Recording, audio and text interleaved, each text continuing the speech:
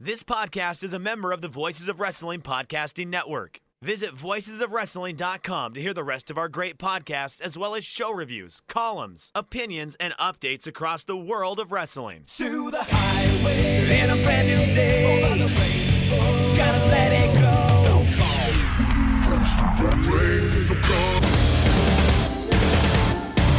fast to finger down. Stars tonight together. Here everyone is singing.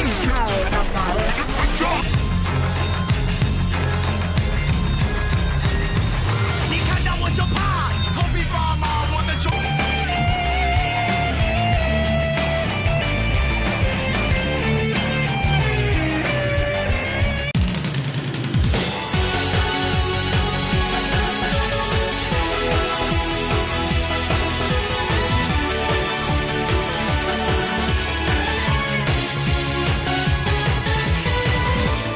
Welcome back to Open the Voice Gate for April 26th, 2022.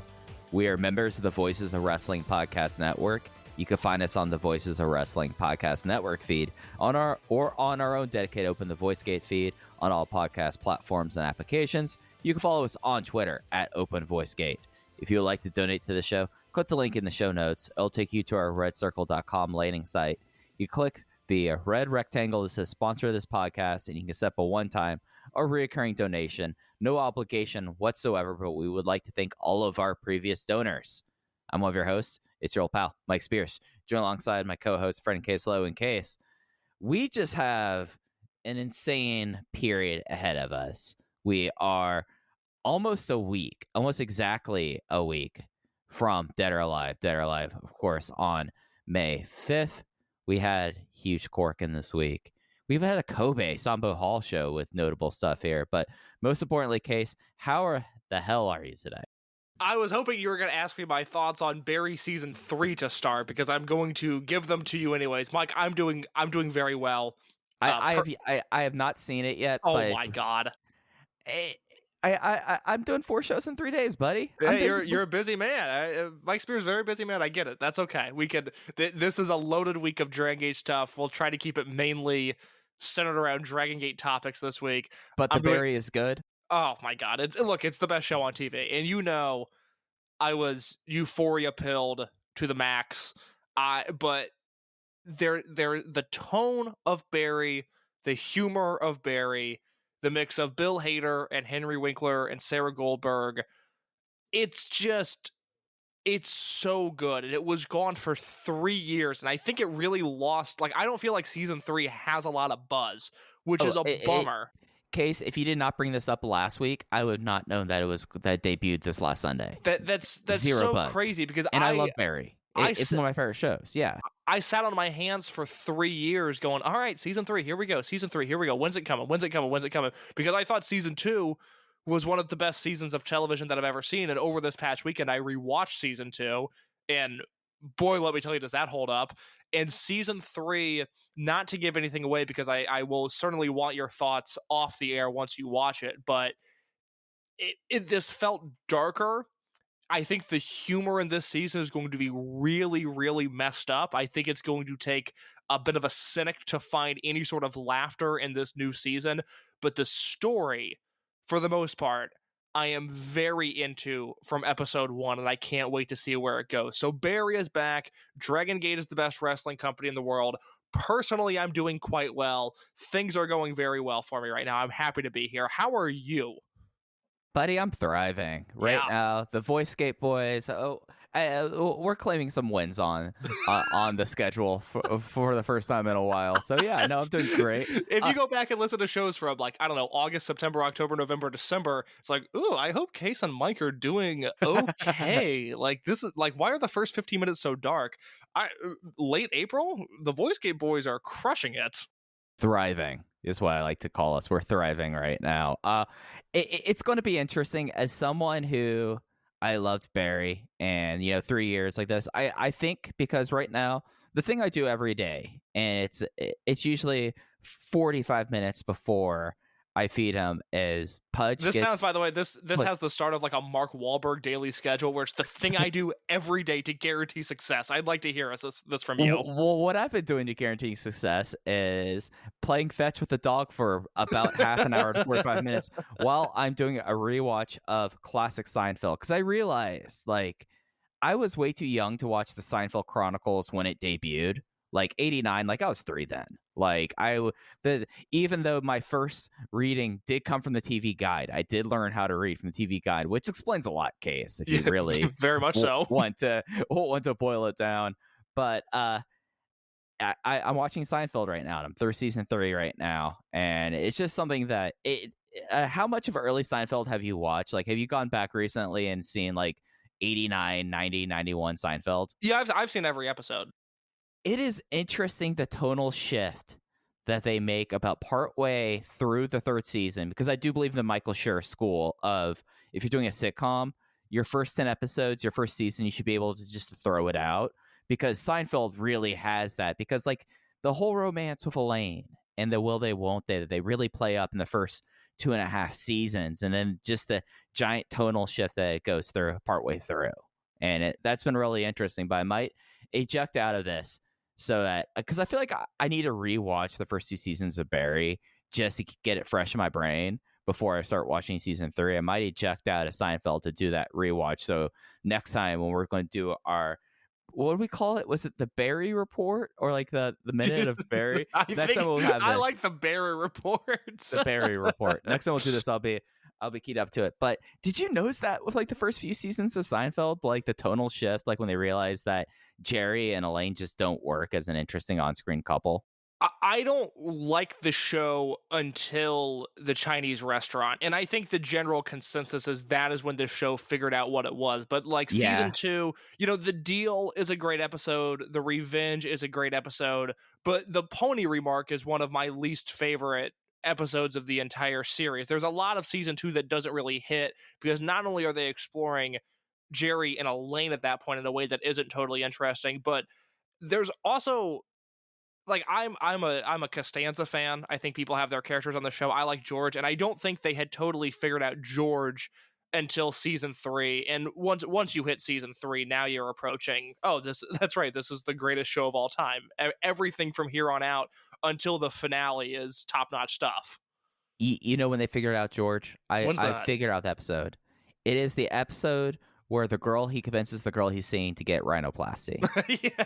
That's when that's when George became online. Whereas Kramer was online from the go. Like, that's the one thing I'll say is early Kramer holds up. As someone who does identify with Kramer a lot, like, definitely holds up. It takes the rhinoplasty episode for George to really come online in that way. I come from a very self-deprecating family, a family with a really good sense of humor, and I think I was 18 years old. I was in the car with my dad, and we were talking about Seinfeld, as we're one to do whenever we see each other. And I said at that moment, unfortunately, I really identify with a lot of George Costanza. And the car comes to a stop, and he looks at me dead in the eyes. And my father's not a super serious person, but he was like, "Hey, man, you can't say that about yourself. I don't know what's going on. Like, we pay a lot of money for you to see this therapist. I don't know what's going on. I don't know if she's not doing a good enough job, but you can't say that about yourself." Like, do I have the luck of a George Costanza? Yes, but I get how your dad's being defensive, saying, no, you don't want to call yourself a George Costanza. Look, I would be bummed if my son watched Seinfeld and was like, "I think I'm the George of the friend group." Like, no, from his perspective, I get it. Now, reality might say something different, but if I was a father, I wouldn't want to be raising the George of the friend group. Yeah, and as someone who... The Kramer thing's just reached me at a certain point there. Identifying with Kramer, other than I know that there's a certain household in Ireland would love for me to be their Kramer, I don't know long term for me. The Kramer getting an intern is one of the best C plot in the history of a TV show. Yeah, that's true. It's the first 2.5 seasons is really carried by Kramer, and then once they... by season 4 that they're working on the NBC show, and Right, that is when George really comes into his own, and George is so funny in those episodes. So yeah, there's a lot of good George stuff later, but Kramer, far and away, first 2.5 seasons, he's the star of the show. I was watching the episode today that was the baseball game, and Jerry is dating the artist who paints horrible artwork, and Elaine gets into the fight with her dad at the Yankees game that she's wearing a Baltimore Orioles hat on. That's a And great episode. I'm just like, God, like for a certain time period, for a period of 8 years, a writing staff was just, Nolan Ryan throwing no hitters, just nonstop. Oh, one could say the Seinfeld writing staff for 8 years was Dragongate booking in 2021 and 2022. All right, you knocked that out of the park. So on this week's program, we've got a lot to talk about. Of course, we have the second April Korakuen from the 25th to talk about, with a whole lot of news. We talked earlier this month about how the Kness retirement show on the 7th was its own thing. This one very much was a momentous Dragongate show. So we'll be talking a lot of this and a lot of news that came out of both that and the Kobe Sambo Hall show that they had this weekend, as we start looking ahead to Dead or Alive coming up next Thursday. Yeah, the hot season's upon us here. So I think, in case we were talking about this off air doing our pre-pro here, we're just going to lead off and we'll work our way back talking about the biggest news coming out of Korakuen. And of course, that is the rights to negotiate 3-way 6-man tag team match between High End, Natural Vibes, and Z-Brats. There was a winner. There were two winners, actually, as there was a double fall with both Z-Brats and Natural Vibes gaining a fall on the others, while High End got the first elimination. So Jason Lee was free to hear the pitch from both of them. He faked like he was going to Z-Brats and said he kicked Shun Skywalker in the head. And the 7th member of Natural Vibes is Jason Lee. From start to finish, and we can even lump in Jason Lee versus Ho Ho Loon, which happened earlier on this show, which was really just an extended angle to get to this point. This is something I don't know historically. I don't know how many people listening to this podcast 5 years from now are going to think of this as a monumental angle. And I don't think it birthed a superstar, and I don't think during, say, the 25-year history of the company, when they're doing video packages in Kobe counting down the best moments, I don't know if Jason Lee kicking Shun Skywalker in the head is going to make that list. But on a personal level, with my investment in Shun Skywalker, my investment in Jason Lee, two of my favorite wrestlers on earth, and my investment in this angle, which I think has been perfectly executed every step of the way, from Shun turning on Daya in December to the awkward masquerade tags, the dying days of masquerade at the end of December and early January, Shun's turn and his obsession with quite literally owning Jason Lee throughout the first 4 months of the year. I think it has been perfectly executed, and this will go down as, on a personal level, one of my favorite moments I've seen in this company. I can't believe the audacity, and I want your thoughts on this quick. Doing a double pin in a match with these specific stipulations, I can't believe they did that, and I'm so happy they did. What a brilliant way to go about this closing angle, at least to me. What are your thoughts on the finish?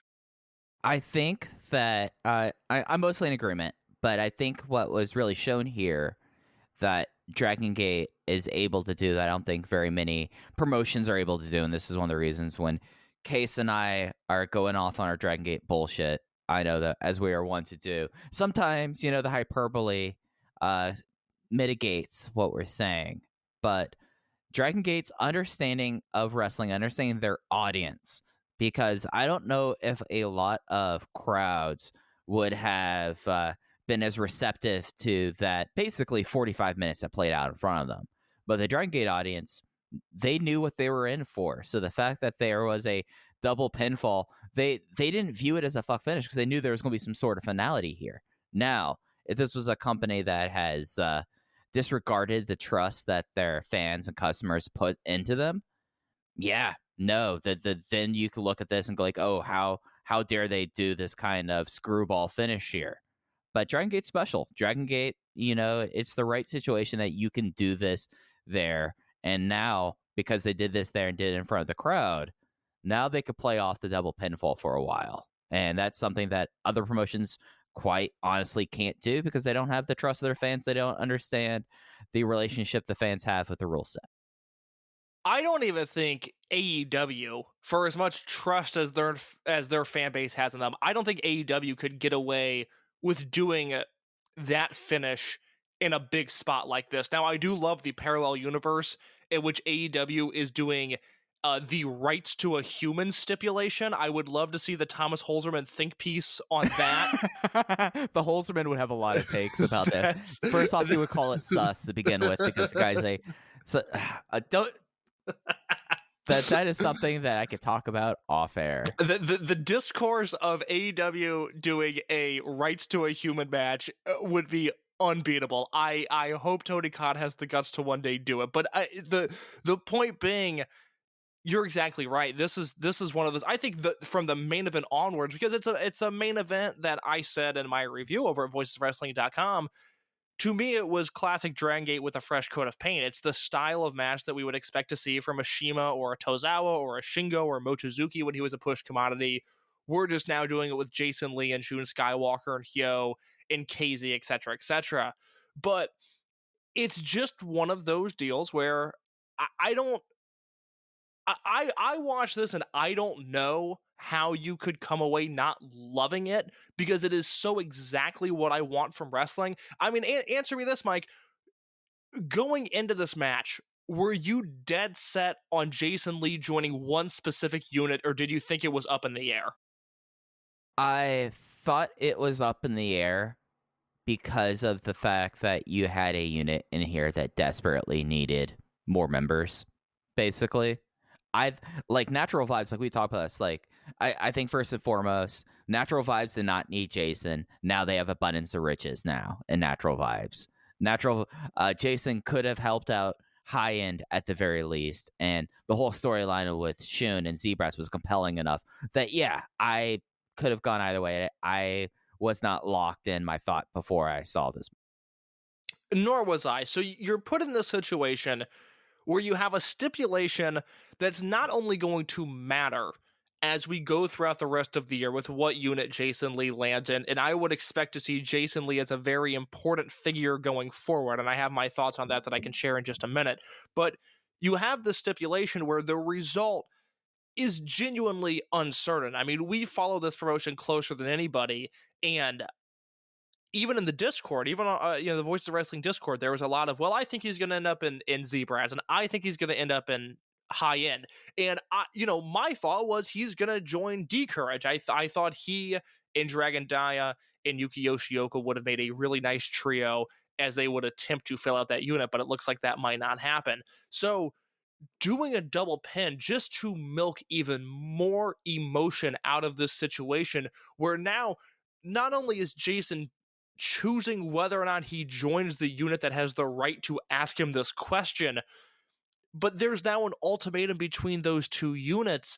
In the way that he sold it, this is what I find to be so interesting is, for the past year, I've talked about Jason Lee being the best junior heavyweight in all of wrestling, and I genuinely believe that. I said it during our Dead or Alive review last year. I said, I've been watching Jason and Dragongate for 4 years now. He was good when he came in. He's consistently gotten better. He's been a focal point of some of the greatest matches in Dragongate history, and that is not hyperbole. If you watch the Final Gate 2017 Open the Triangle Gate match with Yamato, BB Hulk, and KZ versus Doi, Yoshino, and Jason Lee, which I asked Jason about last year when I wrote my History of Masato Yoshino article over at voicesofwrestling.com. One of the greatest matches in the history of Dragongate, and it would not be the match that it is without Jason Lee. So we've seen this guy time after time after time. He has these amazing matches, and I feel like he's slept on for whatever reason. Obviously, from the global wrestling fan perspective, because there's a lot of people in Dragongate right now, arguably now more than ever, that are not getting the love that they deserve. But even within the context of the hardcore English-speaking Dragongate fan, I started looking around last year. I was like, wait, who's better than this guy at doing the junior heavyweight style? Like, yes, Yamato and Shun, these guys are technically smaller than your average heavyweight, but they wrestle like heavyweights. Jason wrestles like a junior, and he's better than Ishimori. He's better than anyone Noah or, God forbid, All Japan has to offer. And I don't trust Hiromu to stay healthy, and I think Hiromu's had enough injuries at this point to where he's not the same wrestler that he once was. So I've established my thoughts on him as being the best junior heavyweight in the world. The thing that is so amazing to me about this story, Shun versus Jason, which, as I said in my review, other than CM Punk versus MJF, which I think is on an entirely different level, Shun versus Jason is the best story I've seen in wrestling this year. And I think there's a gap between 1 and 2, and then a gap between 2 and whatever 3 might be. I think this story has been that good. For Jason to dig down and show emotion and heart and character work the way that he did is something that I did not know he had in him. And it makes the next 6 months of his career, now that he's joining Natural Vibes, which is going to be a well-oiled machine, a beloved babyface unit with guys that are already at the top of the card. Just Natural Vibes is just, it's perfect. I wish Jason wasn't in there because I love their dynamic so much, but I have no doubt that Jason is going to crush it in Natural Vibes. But he now has this level of character work that I think could help him take another step up. I thought we had seen his peak as a Twin Gate champion, a number 2 on a Triangle Gate team, somebody who was more than worthy of being Open the Brave Gate champion at some point in his career. But I watched Jason Lee go through these emotions. I watched him sell his heart and soul when Shun Skywalker offered him his hand, and it looked like Jason was going to join Z-Brats. And I have to give credit to Paul in the Voices of Wrestling Discord, who pointed out that it was a mirror image of when Shun joined RED earlier this year, the way Jason shook Shun's hand and momentarily joined Z-Brats. The way that he sold this hazy, almost spellbound, dead behind the eyes look right before he kicked Shun in the head, and then was suddenly overcome with emotion as he joined Natural Vibes. I did not think he had this in him, and whether he gets to the main event, whether he ever challenges for the Dreamgate or not, I do not know, but I know he has main event talent, and he is learning and speaking Japanese very, very well. So he has all of the tools at this point to become whatever he wants to be. There is no ceiling on Jason Lee anymore, and that's the most exciting part of this story, is that he went nose to nose with Shun Skywalker, a former Dreamgate champion, a confirmed main eventer, a top-of-the-line guy, and Jason Lee, in terms of his in-ring and his character work, was on his level. So one thing that I think one big thing has really changed with Jason, and it's something that I preach this a lot, Case, but it's very important.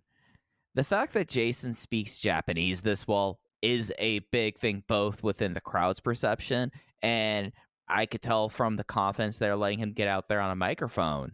Like that's the thing that puts him aside and puts him apart from your Flamitas, your Ricochets, your Packs, because although they live there and all of that, like being able to be comfortable on a microphone and what might be Jason's 3rd or 4th language is something that is so intrinsically important in being a Dragon Gate star that, the Middle League tag team for a long time, I said that was his mountaintop just because of there was going to be the ceiling, and that ceiling's no longer there after this week. And it's going to be really fascinating because it's something where Pac and Ricochet, they are family, they are Dragon Gate guys, but there's like a disconnect there that will always kind of be there. And it's not necessarily a negative thing. It's just a reality of just being in a Westerner wrestling in Japan. Whereas with Jason and his fluence and his comfortableness was just doing Japanese promos is a big thing. And I think that's something that could also helps out Natural Vibes in a way that we didn't expect, because you really have KZ and Ginky doing a lot of the promo work. Sometimes you'll have Susumu chipping in, and you'll have something with JFK and UT. But if Jason is this comfortable, that opens up a new avenue for Natural Vibes as well that was not there before. By the way, how awesome was it that Jackie made a plea in Cantonese to Jason in an That was effort to so get him to cute. join Natural? That's the thing. Like, this promo segment after the main event, which the main event was one of the best Dragon Gate matches of the year. I went 4.5 stars on it. Yamato doing a double Frankensteiner of the Almighty was the best thing he's done in months. The finishing stretch was incredible, and the actual finish I thought was brilliant. And then you have this post-match angle, which I implore you, if you're a Dragon Gate Network subscriber and you have not seen this yet, you need to sit down, you need to watch the main event with Jay and Ho-Ho translating, because at some point Jackie takes the mic and makes a plea in Jason's own language to him, and I was like, this is just another layer of care and detail and emotion in a way that only Dragon Gate brings to the table, and it's so good. And I was so sucked into all of this. It was such a great main event angle that would have a place on American television wrestling, but it was executed with the care and the emotion of Dragon Gate, which is, if you listen to Ultimo Dragon, that might be his goal for the promotion. This is probably what he envisioned when he founded Toryumon in 1999, was a segment this good and this emotional. I mean, Ultimo just cares about tears. He wants to get people in their feelings. So, of course, he loves this. And it's also worth noting here, also in the post-match segment, but the match itself, I was 4.25, a little bit lower than Caves, but yeah, this is one of the best matches in a Dragon Gate ring so far this year. But we finally had the stipulation for Dead or Alive, Case. Kai said, okay, I'd set this match, but there's going to be some stipulations for you. And the official stipulation is title versus name and unit. So if Susumu Yokosuka wins, he becomes a third. He starts his third Open the Dream Gate title run. However, if Kai retains, he gets to claim the Susumu Yokosuka name. Susumu has to revert back to Susumu Mochizuki for the first time in 21 years, and he must leave Natural Vibes. So we're getting a little bit of risk here in Dead or Alive, even though we're not getting a cage match, Case, and that came out of the post-match. This Dead or Alive card is bonkers. I really hope we're able to come on this show next week and talk about Dead or Alive as a bona fide show of the year contender. We will have an audio preview of Dead or Alive in some form or fashion next week. I may or may not be on that show due to some scheduling conflicts. We're trying to figure that out right now. But this Dead or Alive show is bonkers on paper. And I don't want to dissect the possible outcome of Susumu versus Kai right now. I think we'll save that for that show. But I want to get a head count on Natural Vibes with the inclusion of Jason, and your thoughts on this 7-man unit that is KZ, Genki Horiguchi, Susumu Yokosuka, Big Boss Shimizu, UT, Jackie Funky Kamei, and now Jason Lee. That's a lot of guys, Mike. What are your thoughts here? Well, I mean, it's now over full. 6 in my mind is the perfect amount for a face unit because it lets you basically have a singles, a tag team, and a trio match on a show. And now you can do even more of 7. Top end, it kind of remains the same. Jason is on an ascent, but he's not going to challenge KZ to be a number 1. Pretty good number 3 behind Susumu. If Susumu sticks around, would be a rising number 2 if Susumu leaves. And I mean, we're going to get a lot of really, like, imagine the 10-man tags now that Natural Vibes can put on, and they can still have another Natural Vibe presence on the show. Like, that is the beauty of having a 7-man unit, is you're able to pull that off here. Whereas the heels still are at 6. That point about 10-man tags, which we obviously don't know if that's in the cards anytime soon, but that just sold me on there being 7 people on Natural Vibes in a way that that blew my mind. You're exactly right. I talked last week about, it seems like on these smaller shows, they're running high-end versus gold class, or they're running Natural Vibes versus Z-Brats in the main event. And I think the Vibes versus Z-Brats matches are smoking high-end versus gold class. And now we're put in a situation where we can get, KZ and Shimizu and Genki and Jackie and UT and Jason versus, Shun, Diamante, Hyo, SB Kento, Kai, etc. I mean, that is an incredible thought. Do you think there's anything to the idea That's a very risky proposition, but somebody brought it up to me over the weekend, and I've been thinking about it for a few days now.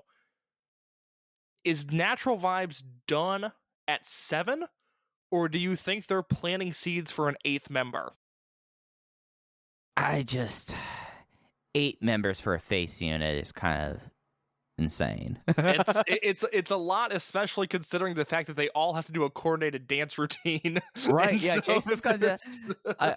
Jason, I know Jason is good on the court, but we have to see how he is on the dance floor. You know? Jason Lee, thank you for bringing that up. There's a new Dragongate Plays Basketball video on the Dragongate Network, and Jason Lee was draining jumpers. I mean, if you thought this guy was a good wrestler, his jump shot is even prettier. But not to jump ahead to the Kobe show that we're going to talk about, but the hip-hop Kakuta angle on that show was very peculiar in the way that they set it up. And I had somebody reach out to me over the weekend, and they asked, like, oh, do you think are they teasing Kakuta joining Vibes? Because that's the impression I got from it. And this is before Jason joined, and my response was, God, I hope not, because I think Natural Vibes is perfect the way they are. I wouldn't touch a thing.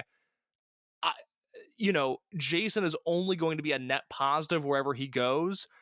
I don't think Kakuta joining Natural Vibes is a strong possibility, and I also think his charisma and his presence would wildly throw off the chemistry in this unit. So I hope they cap it at 7, and Kakuta can shuffle into literally any other unit. Yeah. So I have 2 things about that. Kakuta and Natural Vibes, I'm totally with you there. I kind of see. I think Eita and SMJ have a thing going on, and a Twin Towers tag team of Kakuta and SMJ makes a lot of sense to me. So I don't see that. And the thing that I wanted to put out there, just because it's been bouncing around in my head, and if I don't get this out here, then I'm just going to have to live with this. And when this happens, then if I call it, I'm not going to have people say, Mike, you're right. You said this on audio. You can't do that if you don't say things, Case, right? This is true. I got to get this down on tape. I think we are more likely to see an eventual breakup now of Natural Vibes than getting an 8th member. It's bloated.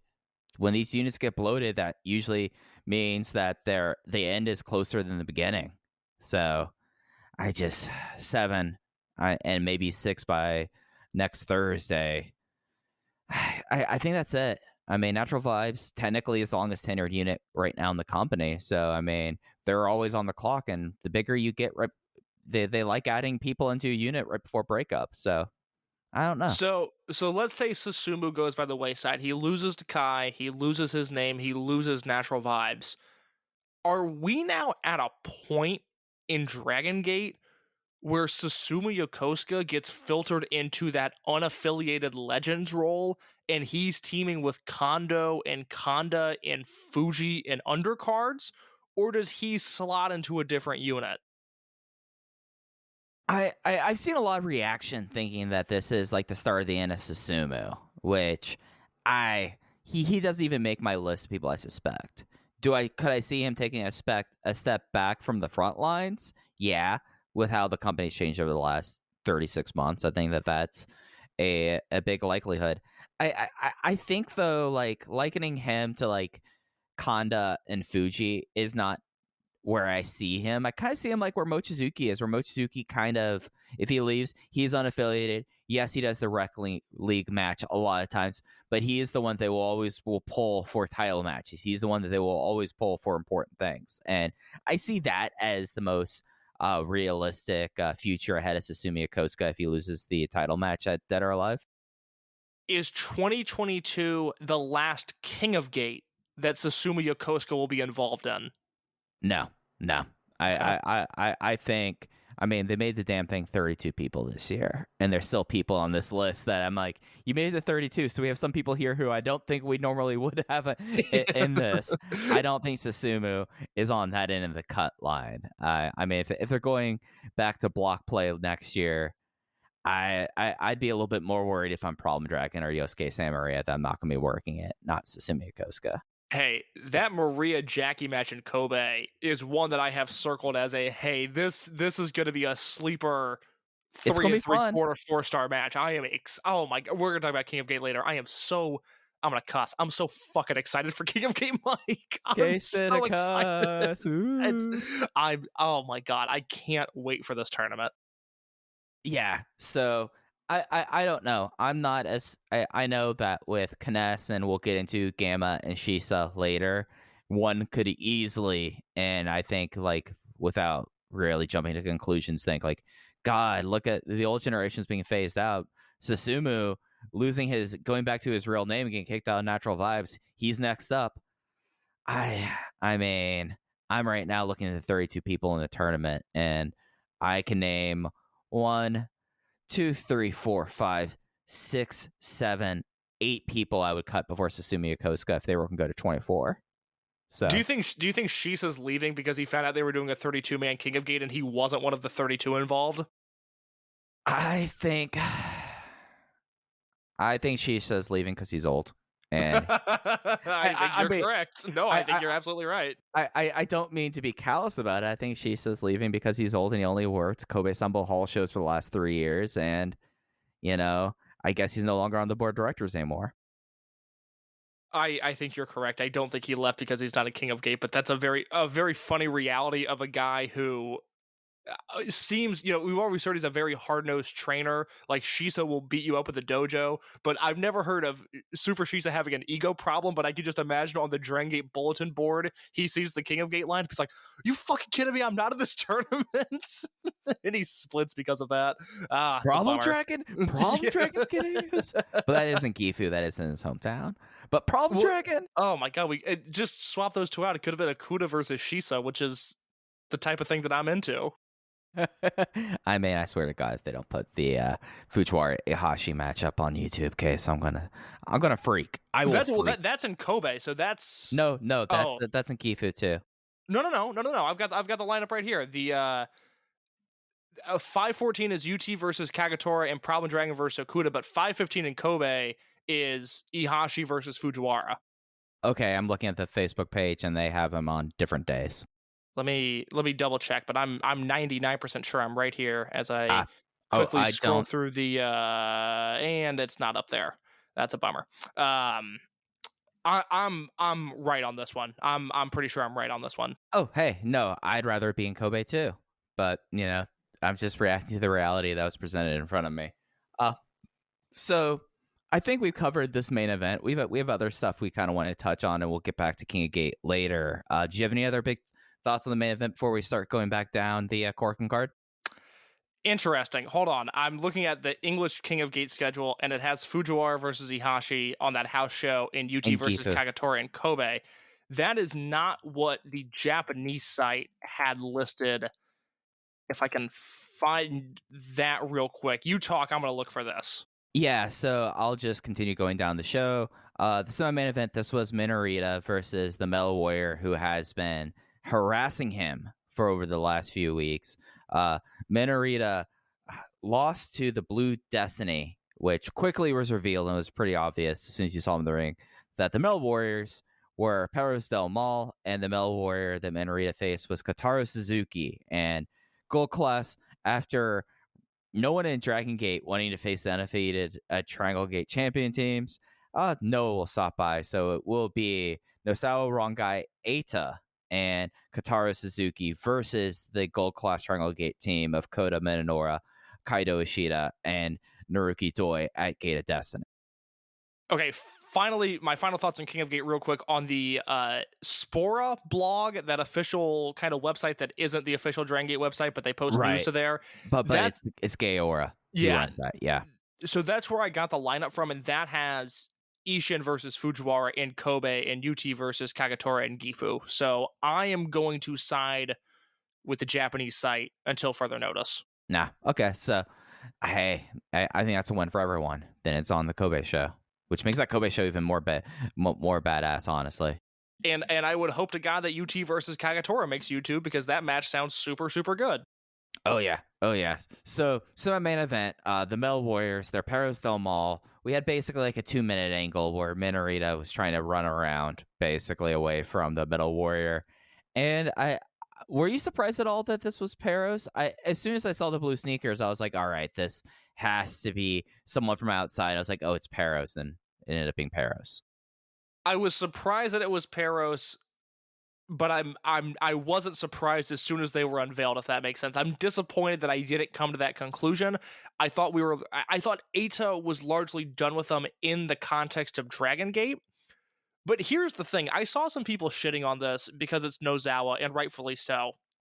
But I maintain that Nozawa was so entertaining in that October Open the Twin Gate match when it was him and Eita versus Jason and Kota that main evented Korakuen Hall, that I am okay with Nozawa coming back again, and this time they have Kotaro Suzuki. So I think that's going to be a hot little match at Dead or Alive. Yeah, no, I think for like this kind of scenario, and it's something that I think recent fans might not know.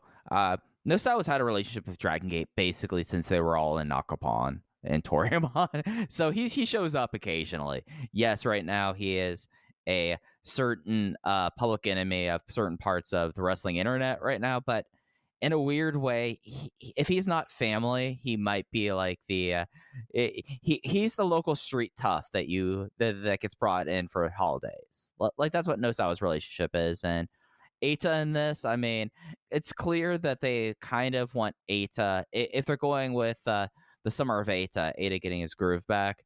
This is fine because then you'll do the consolidation around him and his unit coming out of King of Gate after he wins it. So it doesn't bother me that he's doing this and not like defending the GHC junior title here. You know, it's fine. It's whatever. Yeah, I'm into this because, again, I liked the first Peros appearance so much. We get Kotaro Suzuki here, which I think is a win. And as the number one Minorita fan in the universe, outside of maybe Sarah 4L, I think Minorita is going to have an awesome spot with Nozawa in this match. And that is fun for the whole family. That is something I can get behind. So, the Mellow Warrior thing was strange. It seemed obvious in hindsight, even if I didn't put together. I don't think you did. I didn't see anybody guessing Peros, at least in our bubble, before this happened. But once Nozawa took his mask off, it was like, oh, duh. Okay, so I think that's going to be a nice little Triangle Gate match. I'm looking forward to it. As soon as Jay mentioned that Riki Ihashi's injured, that's when I was like, okay, it's got to be outside the company. Did I think it? As soon as I saw the sneakers, that's when I went, oh, it's probably Peros. But I was thinking it was Future Kids up until, the Riki Ihashi news during the show. The Future thing made sense, but also seemed so unrealistic. But I was like, what are they going to put Z-Brass in masks? Like, why would they do that? I couldn't land on outsiders that would make sense, but I was obviously neglecting Peros. So this is fine. It's not the most exciting match on Dead or Alive, but I think it's going to be worthwhile. And before this, we had Gold Class versus Masaki Mochizuki, Shuji Kondo, and Yasushi Kanda. It was the R301 on Kanda.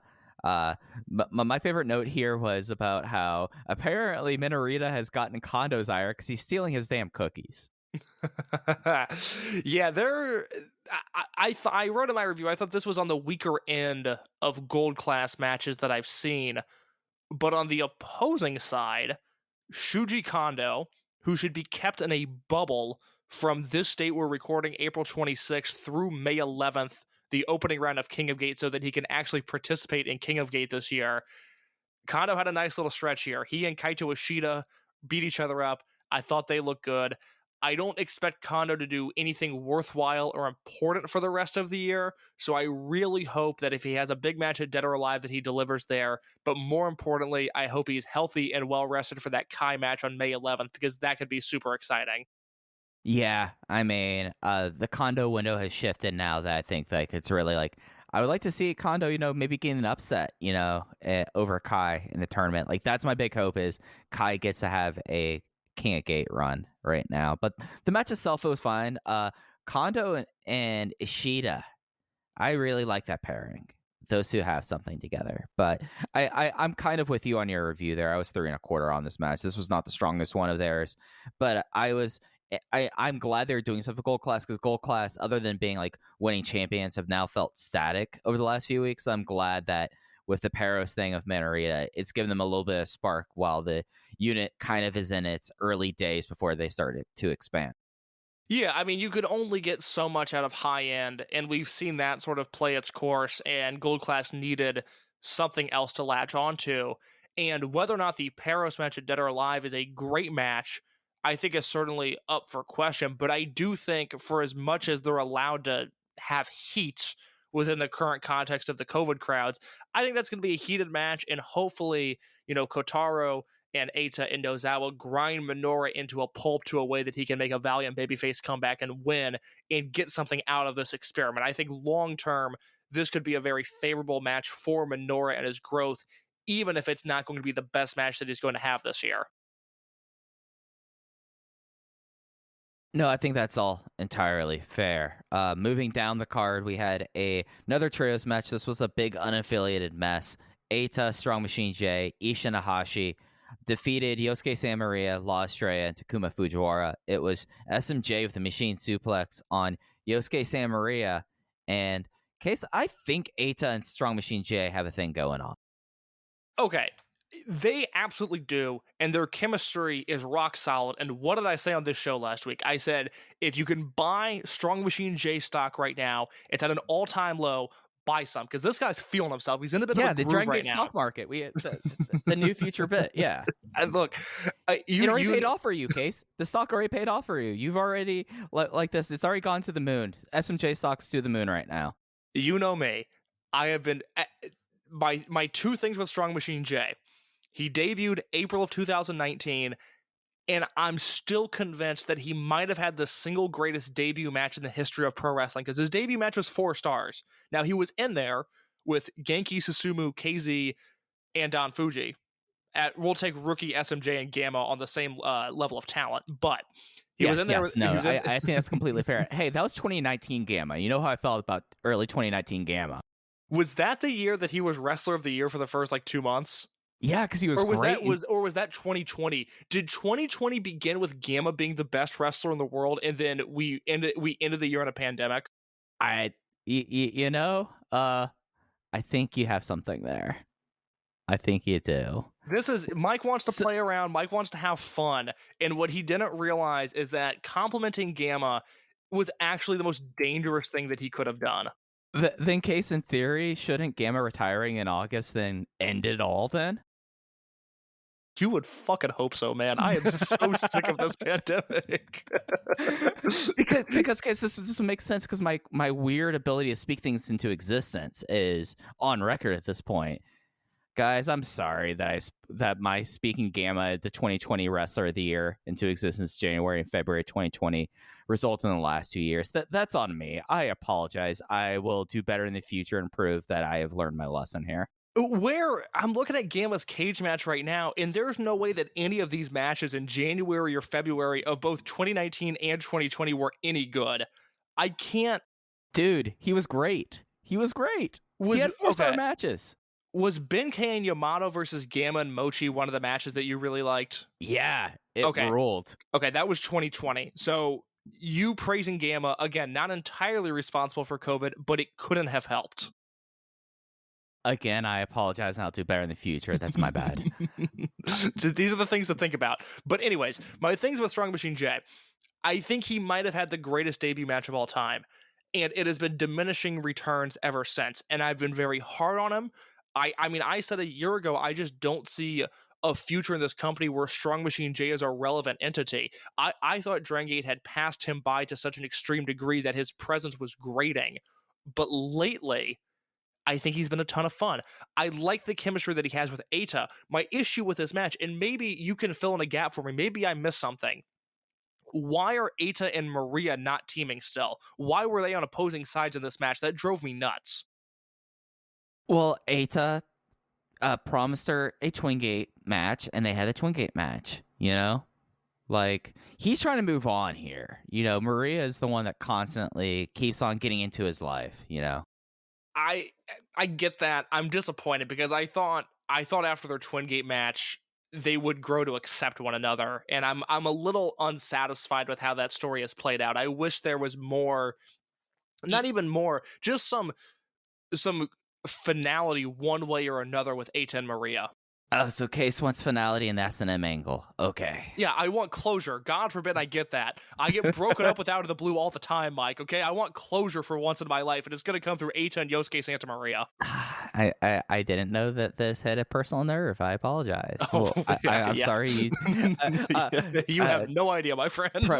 Genki, Keto, drop into Case's DMs. Tell him how this was supposed to lay out here. Come on, help a buddy. Help out a buddy. I got to give you credit for being on the Ishin Ihashi bandwagon as early as you were, because man, has he taken the ball and ran with it when Ricky's been injured. He's been so cool. Like his body type is not the Dragongate norm with it, and it kind of works for him because he's kind of just like this rampaging bull. And it works, and he did a bit of grappling in this. I was going like, all right, that's pretty sick. And it made me wonder what would happen if Ishin got to go and do a CWA tournament in 1993. That's an actual thing I've written in my notebook because Ishin Ihashi rules. He's the loudmouth, and you're right. Since Ricky apparently has been hurt, he's been able to use this time off to his benefit, and it's paid off for him. He's in King Gate this year. Yeah, I still think when Ricky comes back, assuming that he can go from when he returns, there's so many natural things working in his benefit. The way that he projects his look, the way he wrestles, and Ishin doesn't really have any of that going for him. He's really working with an unlevel playing field because of his look, because of his in-ring style, things that are a little bit more atypical in the Dragongate universe.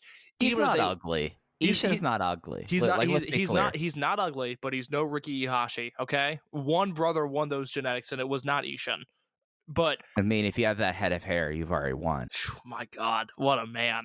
But, Ishin, I think his look and his style would be very beneficial in Noah or New Japan or All Japan or certainly in America. But in Dragongate, it puts him behind the 8 ball a little bit, but he's showing that he is good enough to work through that, get some crowd reactions. He's looked great on all of these shows, and I'm stoked for him because there was a real sink or swim moment with him here away from his brother. If he didn't kill it in all of these matches, I think we would watch his stock plummet. But instead, I'm going like, oh, that's right. I really like Ishin. I think he's got an exciting future ahead of him, even if my ceiling for Ricky is still much higher. Yeah, no, I think you're totally right on that, because what happens if Ishin takes the ball and immediately falls flat on his face? It doesn't only hurt Ishin, it also hurts Ricky when Ricky comes back. Yeah, that's a very good point. So this, just because I've only mentioned his name once, and he is the 2022 Rookie of the Year. Takuma Fujiwara was in this match, and he did cool things. Yeah, he's awesome. He and Ishin wrestled like an amateur wrestling contest for the first 5 minutes of this match. It was awesome. Where do you think I got my CWA 1993 line from? I assume you had been watching some your Otto Watts tapes in between Dragongate viewing, but no, that was phenomenal grappling. That was, let's just say, Timothy Thatcher could never. Don't get me started. I'm trying to be nice today. And I don't need to just. I mean, Jay did enough working stiff on the show for all of us, so that's okay. I mean, he did a drive-by on the Noah Gaijin situation in this match. Oh my God! Well, Jay, it's so funny. Jay's comments on Noah just in general. It works on 2 levels, because one, he's the Dragongate announcer and he should be loyal to Dragongate, but also, we know that he doesn't watch wrestling outside of Dragongate, and the disdain in his voice for even Daisuke Harada, but just all of the Noah Juniors, was such a beautiful thing to hear. Working stiff isn't a brand choice case, it is a lifestyle. It's a lifestyle. I love that. Yeah. Match 4 was a tag match. This was High End versus Natural Vibes. We had DK and Keisuke Okuda from High End versus Genki Horiguchi and UT of Natural Vibes. Dragongate got the win on UT because if you keep on using his arch rival's moves against him, he will counter them, as he did a cutback on Hikari no Wa of UT's in 7 minutes and 30 seconds. So this match was tough to care about because it meant absolutely nothing in the grand scheme of things. But the finish was so awesome that I have to stand and applaud. I loved the fact that UT tried to get fancy, tried to bust out UT's or Kanessa's pin, and Dragon Kid hit him with a "not today" and pinned him immediately. But that's like a magical thing that they've produced over the last 18 months, right? Like, the cool thing about people getting bequested Yoshino's moves, and then people getting bequested Kness's moves. Like, there are certain people who have certain relationships to getting those moves performed on them. And incidentally, a lot of those moves were targeting Dragon Kid. How did all these people have all these moves specifically against Dragon Kid case? Yeah, like maybe Dragon Kid's super confident, I don't know, but if my head was hitting the pillow every night and I was thinking about the arsenal of moves that people have used specifically against me, I would feel horrible about myself. But we've seen through how he acts, he probably pays no mind to this whatsoever. No, he's too busy doing handstands and petting cats. He lives a perfect life. I mean, he lives a perfect life, but everyone hates him. So, of course, they develop all these moves, Case. One of my favorite online moments recently was when he showed up at that Noah show at the start of the year and teamed with Ultimo. And then Ultimo afterwards is like, I hate this guy. I hate teaming with him. I don't know why he's here. And multiple people go, hey, what? Like, am I missing a story? Is this like a Shingo Shima thing with Ultimo and Dragon Kid? Like, what's the deal? No, Dragon Kid's just the person that no one can stand on the roster. Ultimo probably regrets his decision he made 25 years ago. You know, every day. Every day. Every day. So we talked about match 3 earlier. This was the Hong Kong battle, Jason Lee versus Ho Ho Lun. And Jason won with his schoolboy after a low blow. And we're going to say this on audio, Case, because this was said on air, but this has to happen. Jason, you have to apologize to Ho Ho Lun for punching him in the nuts. That's not cool.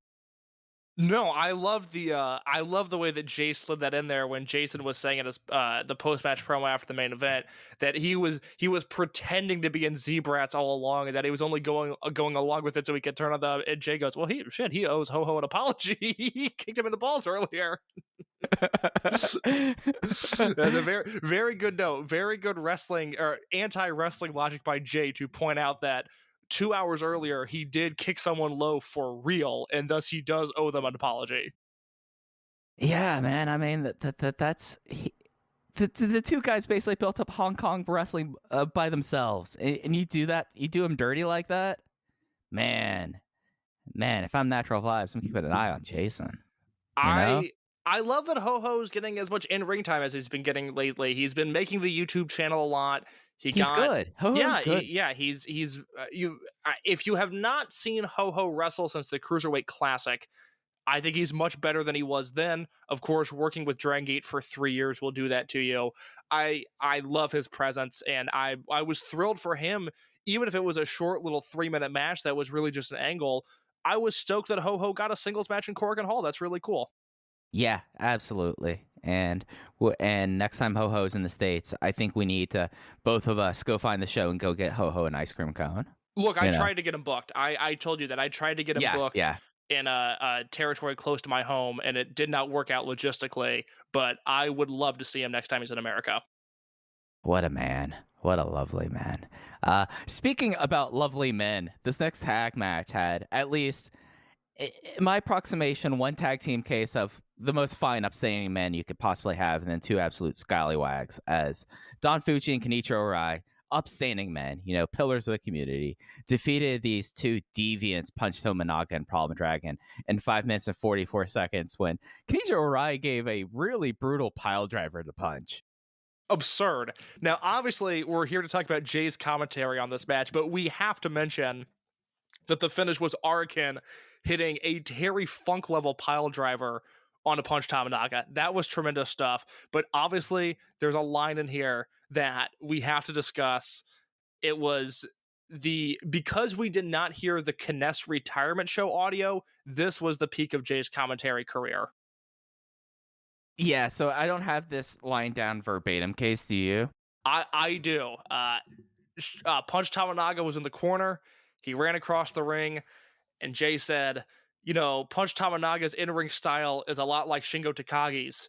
His hairstyle is a lot like Tetsuya Naito's. And it's worth noting that Genki Horiguchi did commentary for up until basically his match, and his comment to that was, "Ha!" in silence. But everyone knew what that laugh was. It was really, really good. It really knocked me on my ass when Jay said it. Well done to him. Working stiff 2022. Working stiff. Can we talk about Problem Dragon as an English announcer real quick? Yeah. Yeah. So if you're wondering what the commentary lineups were for these shows, first two matches, Genki Horiguchi. The everything after match 4 was Ho Ho Lun. But matches 3 and 4, we were blessed by the problem child of the Kamada family, Mondai Ryu, the problem dragon, on commentary. Which, by the way, I should note, Ho-Ho showed up in the booth during match 4 and immediately started complaining about how much his groin hurt from the prior match with Jason Lee, which continues my favorite tradition of Ho-Ho Lun coming back to the commentary booth too quickly and still out of breath from his prior match, which is my favorite thing in all of wrestling. But Problem Dragon definitely fits into the category, like Yosuke Santa Maria, of understands English but doesn't really speak it, which makes for an interesting English commentary team. Jay's got to talk to GM Cyrio and be like, hey, can we get this set up so we go straight from Genki into Ho-Ho? Just get your cards balanced right, so I don't have to do that again. I said in the Voices of Wrestling Discord, the booth of Jay and Ho-Ho is so impressive on a human level to where they both, Jay speaks fluent Japanese, Ho-Ho speaks a little bit of Japanese. So Jay is translating Japanese promos into English, and now we see Ho-Ho translating Cantonese, broken Cantonese by a Japanese man into English. That no other company's doing that. That's incredible. That's what we call international outreach. That's I can't believe more people don't watch this stuff. It's so good on just a basic human level. Yeah, no, it was something that I think it was Jay with might have been with Maria doing commentary, where he would ask her he would say something, then translate it to Japanese for her. She would speak in Japanese and he would translate it to English. I was like, this is probably one of the biggest commentary feats that no one's paying attention to. And the fact that he had Ho-Ho with Cantonese, translating someone who probably just learned what he was supposed to say there and pulling that off. It's one of the underspoken about things in commentary right now. It's just what is the kind of performances that Jay and Ho-Ho have done over the last year. Obviously, you and I are both big fans of the Young Vibes team of UT and Jackie Funky Kamei. Do you think Jason Lee's future is teaming with Jackie Funky Kamei as sort of a Jackie Chan tribute act? And that's as goofy as that question sounds, that is a serious question. No, that is a incredibly serious question, and I'll treat it seriously. That's actually was my first response when Jason joined. I was like, oh well, they're going to do him and Jackie and do like Game of Death will be their tag team. Like that seems very obvious there. Maybe that's a little bit too obvious. I could see him leading the trio with Young Vibes for Dragongate. Like I think I could see that happening just as well too. That would be a hot match for Kobe World of Minoru, Ishida, and Doi versus Jason, Jackie, and UT. I would really like to see that at some point this year. I think that that's a good next step, especially for Jackie teaming with Jason. I think that his understanding in KZ and Genki has been so successful that, hey, he should, everyone that you want him to learn something from, just strap him to the hip of him for like a month. And he picks up on it. So absolutely, yeah. And for Kobe World, that would be sick as hell. The opener, which is, as always, with all Dragongate network shows, live on YouTube, is still up on YouTube. It's a fun opener. It was Natural Vibes versus Zebrats. It was, no, it wasn't Natural Vibes. I saw Susumu's name and immediately did that. It's Susumi Yokosuka with D-Courage as he teamed with the Open the Twin Gate champions, Dragon Daya and Yuki Yoshioka, in a bit of a triple title preview match versus Kai, the Open the Dream Gate champion. So you got Susumu and Kai there. SB Kento, so you got some Brave Gate action with Daya.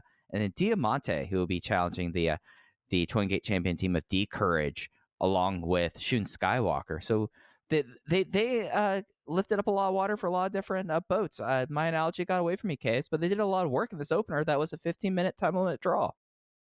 Obviously, I'm excited about the Dragon Daya stuff coming up at Dead or Alive. He's going to be in 2 matches. He's going to defend the Brave Gate belt against SB Kento, which I think is going to be a monumental match given that it's in SB Kento's hometown. And then he and Yoshioka are defending the Twin Gate belts against Skywalker and Diamante, which is a match that has 6-month build. I mean, that has been really the second biggest story in this promotion throughout the year, going back to the mask versus mask match in December. This is now with flipped pairings of instead of Diane Shun versus Yoshioka and Diamante, this is Diane Yoshioka versus Shun and Diamante. So I am fired up for that. Their chemistry was great. But most importantly, this match gave me a little bit more faith that the Tim Duncan of pro wrestling, Susumu Yokosuka, can have a great match with Kai. Look, I've been critical of Kai. He's such a roller coaster of a champion where some weeks I hate him, some weeks I love him. He had a legitimately 4.25-star great match with Big Boss Shimizu in March. I expect the same level of output in the Susumu match, and this match gave me faith that that can happen. Yeah, like this was my note for this match was this was a shade from greatness. This match, I was 3 3/4 on it. Yeah, the preview matches help out for like when we're kind of questioning things like Susumu and Kai, whereas in the past it kind of felt like, okay, get to the match. We've seen enough previews. Like how many times did we saw a preview of Shimizu versus Kai, like in the lead up to that? This one though, I feel like it accomplished the goal there. It did a lot of heavy lifting from all people, and we got to see Diamante base for Yuki Yoshioka as a treat. You know, I never thought that we'd be saying that, and it was nice to see Yuki break that out early on in the match, and that was a nice little preview for the Twin Gate match because it makes you remember, oh wait, the Z-Brat team is so tall that basically D-Kirch could do whatever they want now, and that was a really cool thing to see in this preview. So I don't know where we're going next in the podcast. I kind of forget what you told me before we started recording, but speaking of Yoshioka, he is beating Yamato in the first round at King of Gate, right? I think he is. Yeah, you know? right. That seems like a layup. I think there's a few matches on that opening night that can go either way. Really, Kai versus Kondo, and I know it's supposed to be the summer of Eita, but Eita versus Skywalker, I could see either of those results happening.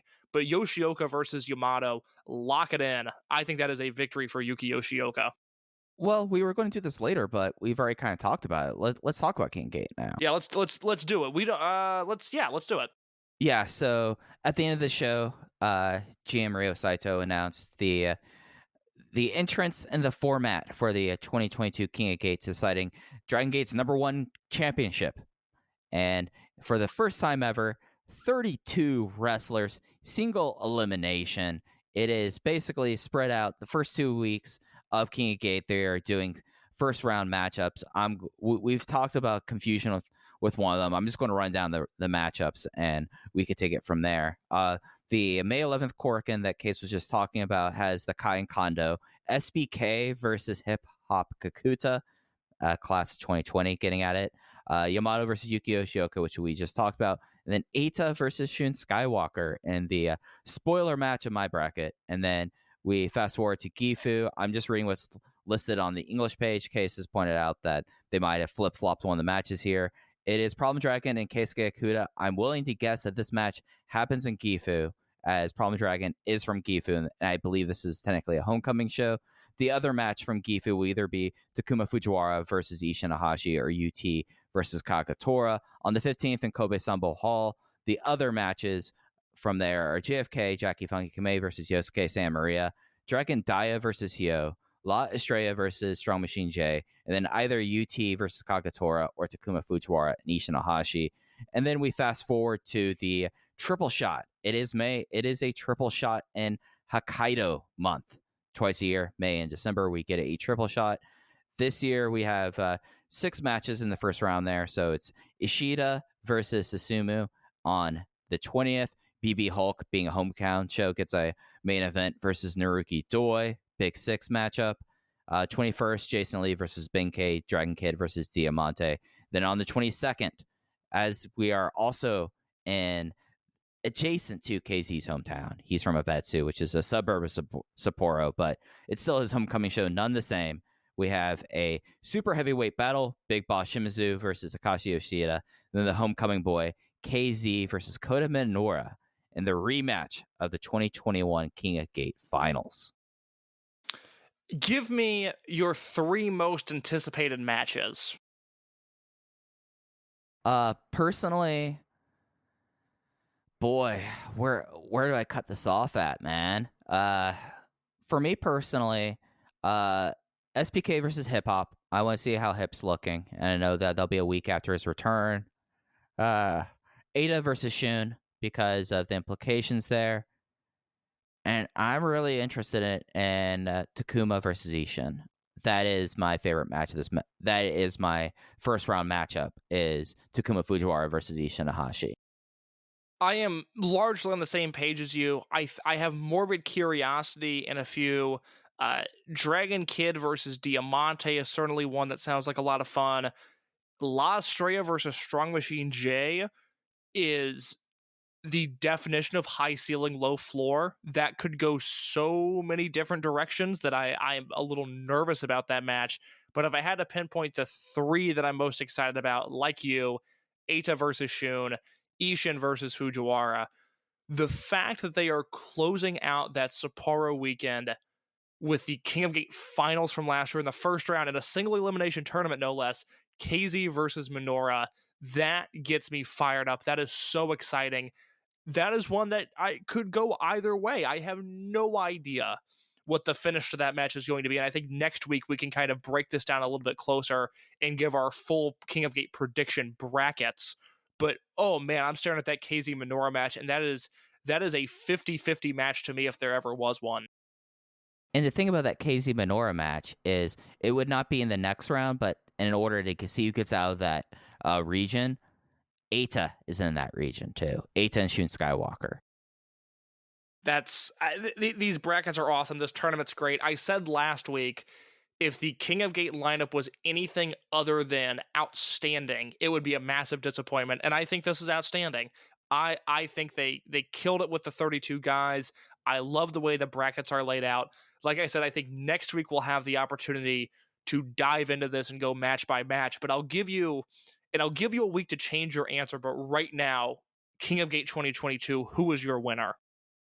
It is the summer of Eita. He gets his groove back. Eita wins King of Gate 2022. I am going to spend an entire week looking for a way to disagree with you, but right now I am in on Eita as well.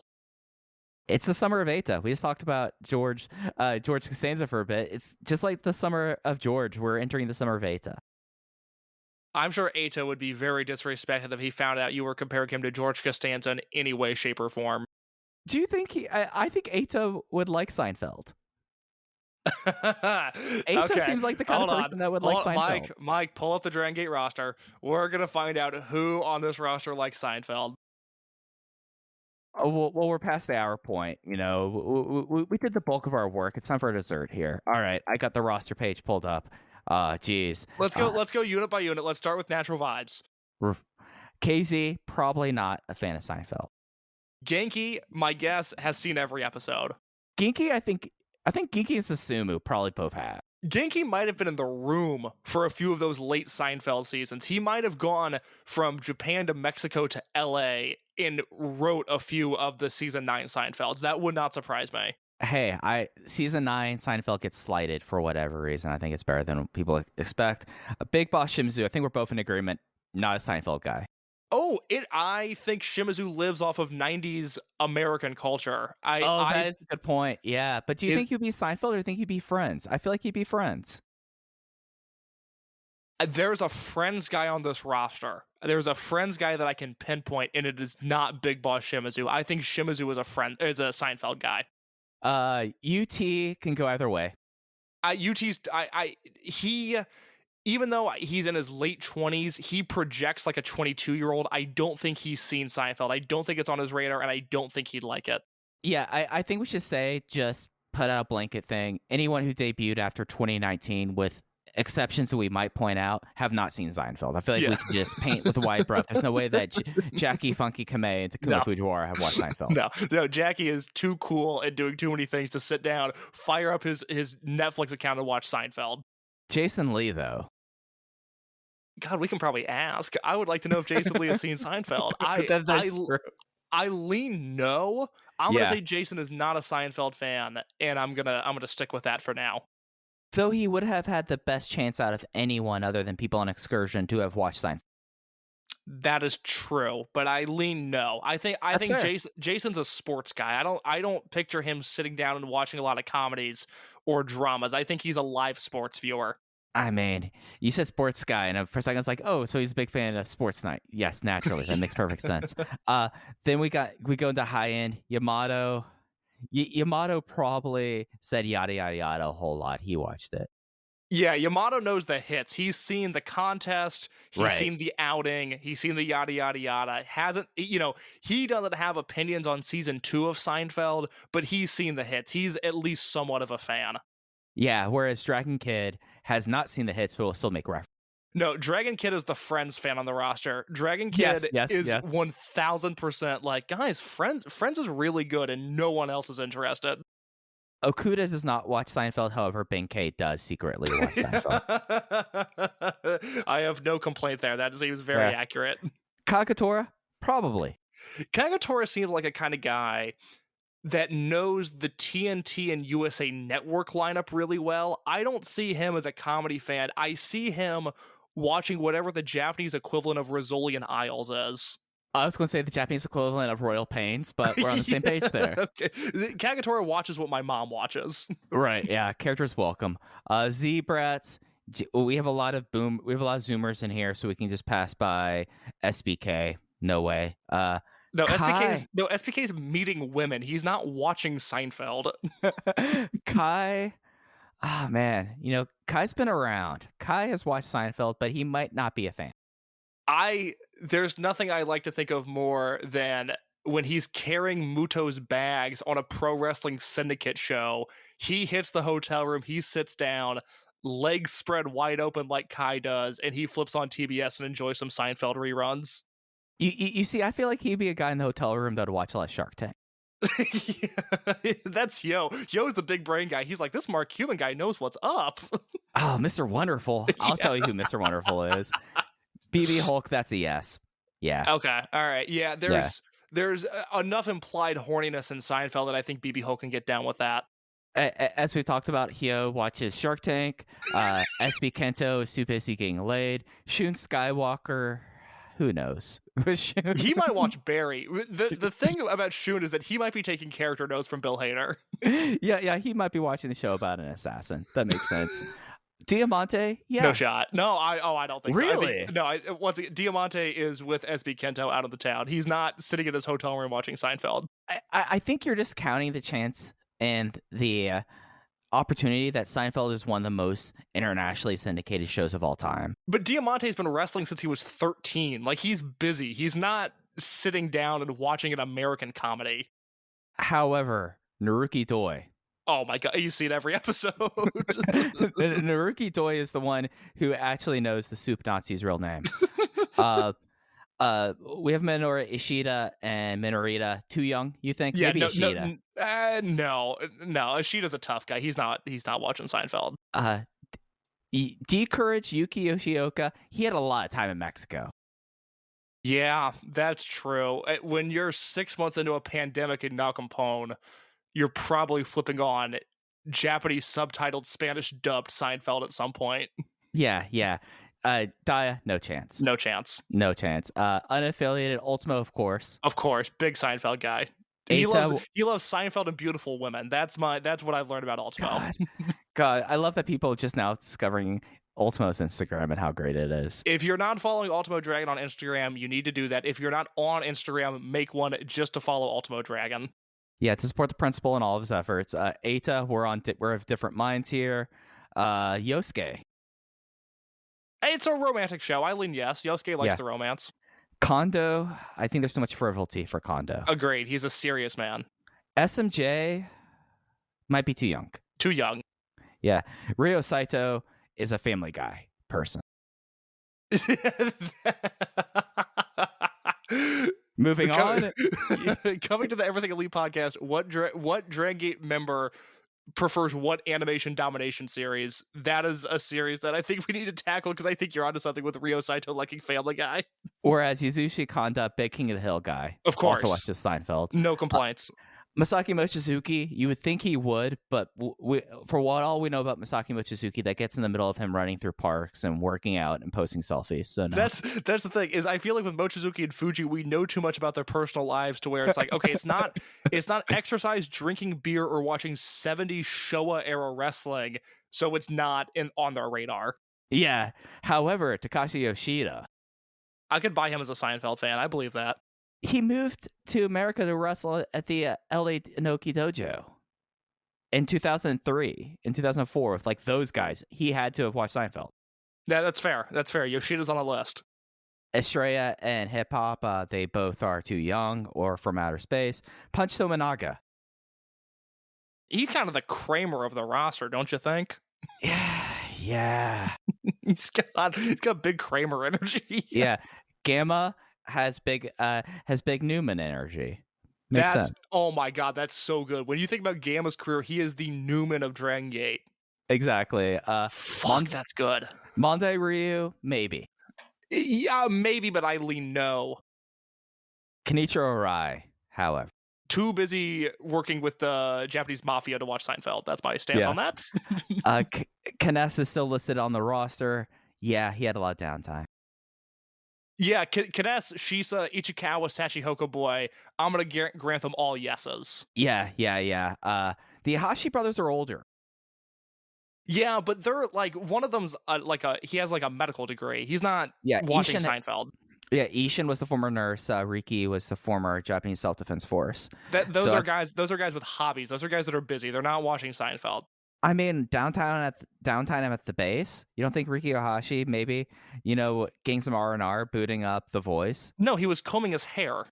Yeah, that's right. He does have the great head of hair. Takuma Fujiwara, Zoomer, Ryo Fuda, Zuda. Shoya Sato, though. It does project big dad energy. I don't think he has children, but he is like a father. I'll say yes. I'll give Sato the credit on that one. He's kind of the watermark, basically. And then Ho Ho Loon, which I would lean yes, but I'd like to know for sure. Yes, we would like to know personally. So thank you for joining us as we go down the Dragongate roster. The only other person that I would say is a yes and a no. G is a Strong Machine. G is a yes. F is a no. K, of course not. Yes, I agree with this. All right. So let's talk about Kobe. I guess I think we're really at a point where we probably should cover this show a little bit. Kobe, it was on the 21st. Oh yeah, I didn't do the usual network spiel. So the Korakuen show was on the 25th. It'll be on the network until the 2nd, both in English and Japanese. Kobe was on the 25th. It'll be on the network. Oh no, it was on the 21st. It'll be on the network until the 28th. No commentary provided. Just a Kobe Sambo Hall show with some interesting things happening there. Kay, should I just run through the results and we just talk our big takeaways? Yes. All right. As I'm right now, I had it a second ago. There we go. Kobe Sambo Hall on the 21st. It opened up with Z-Brats versus Young Vibes. BB Hulk and Hio defeating Jackie Funky Kamei and UT with a Black Panther clutch on Kamei. 6-man tag, a Problem Dragon, Yosuke San Maria, La Estrella, Punch Tominaga, Ho Ho Lun, and Ishin Ahashi. It was Maria over Ishin with the Nero Lucci. We had Kage, Tora, and Keisuke Okuda of High End versus unaffiliated Ada versus Strong Machine J. Strong Machine J pinned Okuda with the Machine Suplex. We had a big old 8-man tag. Masaki Mochizuki, Don Fuji, Genki Horiguchi, Azushi Kanda versus Dragongate, Super Shisa, Konamao, Ichikawa, and Sachi. It was Fuji over Ichikawa with a sleeper hold. And then we had Gold Class versus Kondo, Yoshida, and Fujiwara. It was Gold Class with a combo in the R301 on Fujiwara. And then the Royal Sambo. This was a unique Royal Sambo. Participants were Yamato, Benkei, KZ, Susumi Yokosuka, Kai, SB Kento, Shun Skywalker, Diamante, Dragon Dia, Yuki Yoshioka, and Jason Lee. In case, what do all of those men have in common? Oh, God. They're all very good. They're all in King of Gate? They all either are attached to title matches or are featured people here. There was no chaff in this Royal Sambo. It was Jason Lee eliminating and pinning Dragon Dia with a crucifix hold. That might be the first pin Dia's had since returning in 20 minutes and 29 seconds to win the main event Royal Sambo. Yeah, this was a lot of fun. If I had to recommend one match on the show, the Battle Royal was fun. I love the old guy 8-man tag. But the second match on this card, I don't know if you felt this way, Mike. It was a 3-minute 6-man tag with Estrella, Mondai Ryu, and Maria against Ho-Ho Ishin and Punch Tamanaga. I thought this match was a blast. Did this make any impression on you? I mean, other than Ishin doing cool things, not really.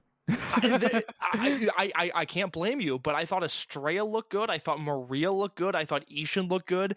This was one of those matches where it's not going to be one that I remember even a month from now. It's certainly not something that I'm going to remember at the end of this year. But in this show, when you watch all of these Dragongate matches, and the thing with this company is consistency, so you start to have matches bleed together a little bit. I expected the worst from this match. It's 6 low-level guys who don't always blow me away. But I thought this was a ton of fun. They went out there for 3 minutes and just killed each other with big moves, and it was super entertaining to me. Yeah, they basically worked a 3 minute sprint. I should say Estrella has had a good few weeks here, because Estrella and Ishin had a good exchange in this, and Estrella got good gear at Korakuen, and I feel like I always speak down on Estrella, so I like to compliment sandwich it.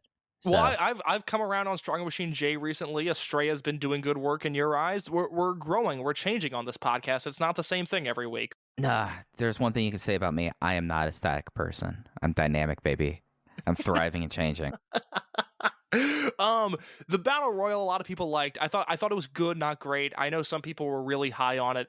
It was nice to see a Battle Royal with a loaded lineup with a bunch of big names. I thought the dynamic of that was really cool. It seemed like by the end of it, the crowd was really into it. And if you're super invested in the Jason Shun Skywalker story and have not seen the Battle Royal yet, I would recommend it.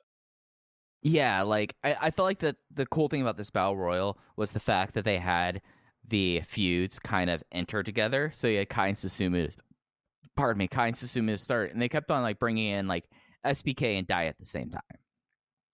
Of course, Shun dragged out Jason Lee. So like they did a really good job of interplaying that and making it feel like that it was a part of the fabric of the promotion at the moment, instead of being like, hey, we do a Battle Royal each month. We need to figure out something to do here. And I think that's why it appealed to a lot of people. I thought it was a good Battle Royal. I went 3.5 stars on it, and I have not gone very high on any of the Battle Royals. It was fun. Yeah, it's fun. I didn't find it to be essential by any means, but if you're super invested in Jason versus Shun and you'd like to see that, then by all means, give that a watch. Nice little tidy 15-minute Battle Royal or so. Yeah, and the match that I thought was the best match on the show was I thought this Gold Class Trios match, but I think it was also who all you had against it was all really fresh there. So you got to see Minoura and Kondo and things like this, and Fujiwara and Ishida. Like Fujiwara was more than game to just fire off against Kaito Ishida, and that was really sick because I did have a note here, which case I know that this show is now we're approaching 5 days old, so I don't know if you noticed this. I felt like that Fujiwara was getting more of a babyface response than Kota Minoura in this match. I did not notice that, but that is not shocking to me. I am very firmly in Minoura's corner. I think he's the future, but if I'm put in a position where I'm watching Minoura get heat on Fujiwara, I'm certainly not rooting for Minoura to hit him harder. I'm rooting for Fujiwara to make a comeback, and that's not a slight against Minoura in my mind. That's just how dynamic Fujiwara has been lately. Yeah, that's a little bit the hot hand, I feel like. But yeah. I felt like that was kind of notable. But it was a fun Kobe Sambo Hall. The biggest events coming out of it, of course, were the announcements that at the end of this month that both Gamma and Super Shisa will be departing Dragongate. Gamma has announced already that he'll be doing some indie dates and will be retiring in August. Shisa hasn't said much more other than he's going to continue wrestling. So interesting kind of announcement. They did it in front of the hometown instead of Tokyo, which makes sense with those two guys. But, this is the clock. It doesn't stop ticking. And with Gamma and Shisa, especially Shisa, as great it is to always see them, and I always feel great knowing that Shisa has a match, and that was always a thing for me on Kobe Sambo Hall shows, that I knew that he would be there for that. But for like someone like Gamma, who really hasn't come around a lot at all this year, not a surprise, and it's just kind of the passage of time. So it's odd in the sense, and I think Jay said this on Twitter, I think it was him, that it seemed like these guys were destined for the opposite of what they announced, that Shisa would be retiring and that Gamma would be leaving to go wrestle elsewhere. And the fact that Gamma's retiring and Shisa still wants to wrestle is very surprising to me. Obviously, my brain goes to Osaka Pro as a natural place for Super Shisa to work. I expect that to be where he pops up. I'm excited as a huge fan of his and someone that really enjoyed him in the 8-man tag in Kobe. I'm excited that he still wants to wrestle. Surprised, but excited.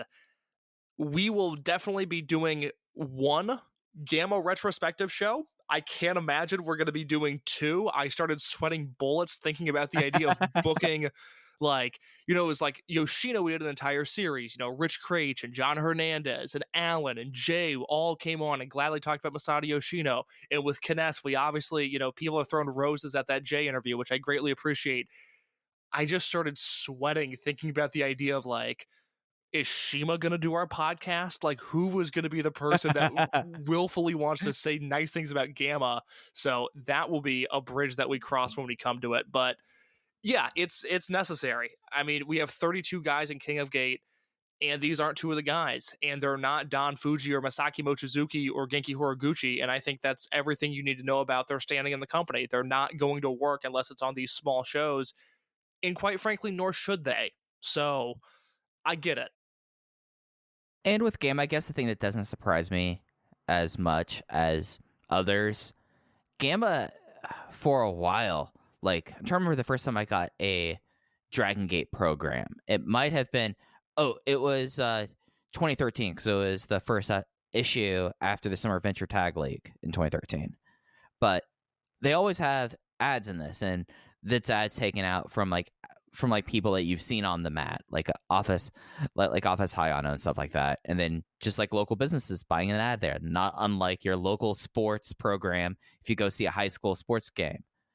But Gamma always has ads in it for his gym. And he's had it, like, when he was wrestling full time, he would always advertise his gym. So I'm not surprised he has an exit plan. I think it's kind of notable the fact that he's doing an independent retirement show, which probably tells you who might be showing up there who would not be allowed in a Dragon Gate ring right now. That's what I can't figure out is it seems like they're both living on good terms. Dragon Gate seems to be at least promoting on social media his retirement show, but him doing an independent retirement show is very strange, and I do have to wonder who shows up, and it's not Black Buffalo that we're wondering about. Right, well, I was going to say it. It's, his longtime partner in front of Shima. And the reason that he was in Dragon Gate in the first place was because of Shima. Yeah, Osaka Zenroku. That is the local calling card the calling code for their neighborhood in Osaka where they grew up. So that was the thing that raised my eyebrow. Shisa, just like a quick and just very quick history lesson on Shisa. Like, we've talked about him going from Saito to Shisa, and then he kind of was just on the roster for a long time. He did a bunch of training. He left, when did he originally leave Case? It was like 2016, I want to say. 2015, I believe. Okay, so 2015.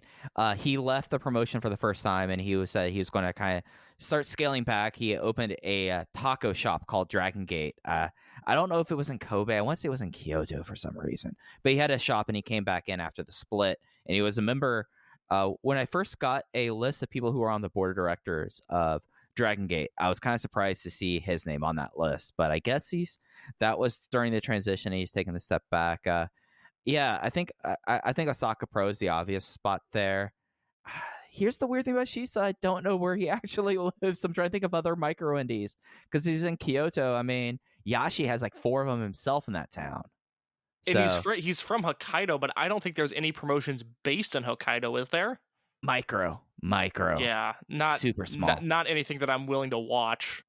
It might be from Iwate, but the only like big thing I know from like that area, other than the stuff we've talked about, Andrisa the panda is from the Northeast. I don't know if that's Hokkaido or that's Sahoku, but like that's like the only like bigger gimmick, or like, and they did promoted shows for Andrisa the super panda.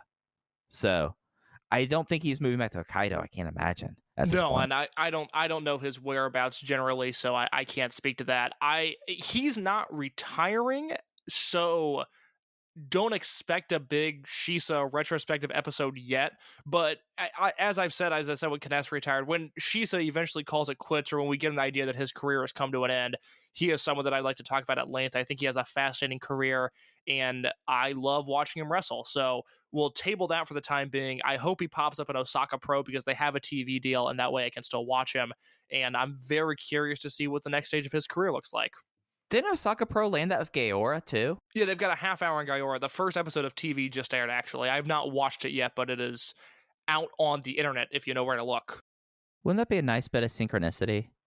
Him ending up in a Gaora promotion that Wonderful. makes TV.